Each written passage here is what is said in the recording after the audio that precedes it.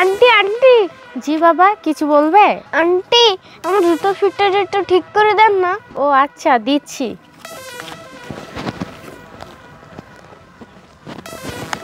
বাবা, হয়ে গেছে। আন্টি, আপনাকে অনেক ধন্যবাদ। আচ্ছা বাবা, তাহলে আমি আসি। আচ্ছা আন্টি, যান যান, আমার কাজ তো শেষ, এখন আমি যাই।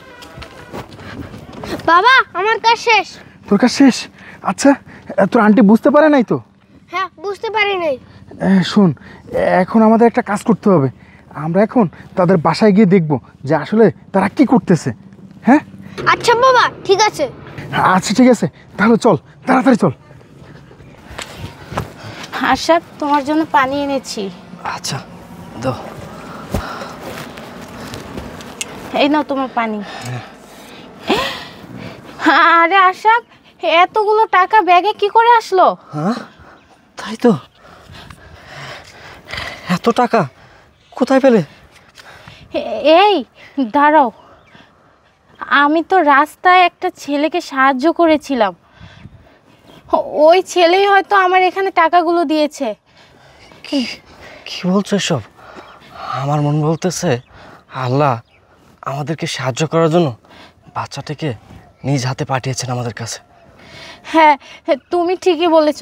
তোমাকে আমি একটু আগে বলেছি না যে আমাদের পাশে আল্লাহ আছে, একটা ব্যবস্থা হবে।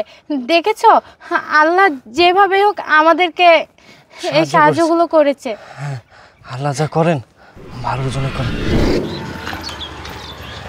আশরাফ। হ্যাঁ, আসো তুমি। ডাক্তার কি বলো রূপা?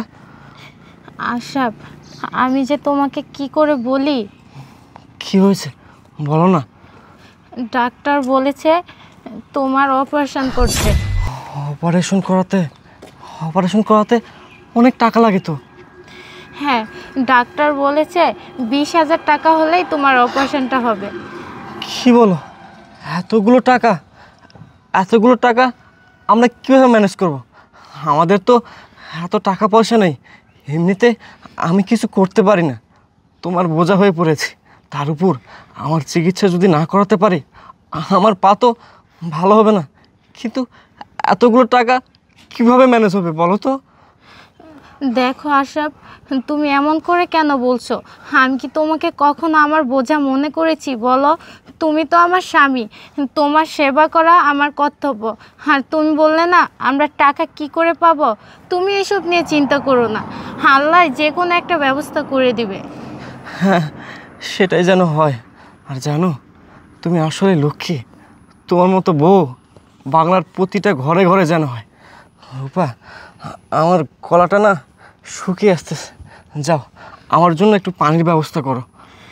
আচ্ছা, তুমি এখানে বসো, কোথাও যেও না, আমি পানি নিয়ে এক্ষুনি আসছি। আচ্ছা আচ্ছা। আল্লাহ তুমি একটা ব্যবস্থা করো। হ্যাঁ, আর মাত্র 5 মিনিট, 5 মিনিটের ভিতরে আমরা বাসা। হ্যাঁ রাখো তো। হ্যাঁ বলো বাবা, কি হয়েছে? বাবা, একটা আন্টি খুব বিপদে পড়ছে, তার 20,000 টাকা বহুত দরকার। বাবা, তুই তো এটা খুব ভালো কথা বলেছিস, কিন্তু ওই আন্টিকে কি তুই চিনিস?